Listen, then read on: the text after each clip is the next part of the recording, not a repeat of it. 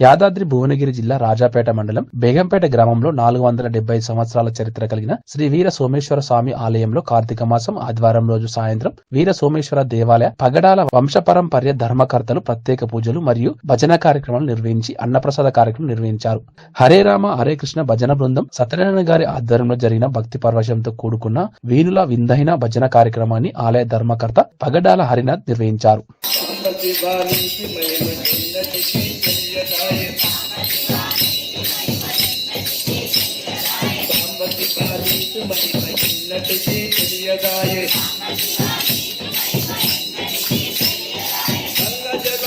అభిషేకం చేతమంటే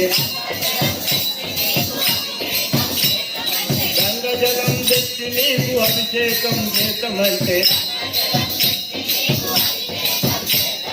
గంగాలోని చేపక పరుగెంగిలంటున్నాయులింగా గంగాలోని చేపక పరుగెంగిలంటున్నాయులింగా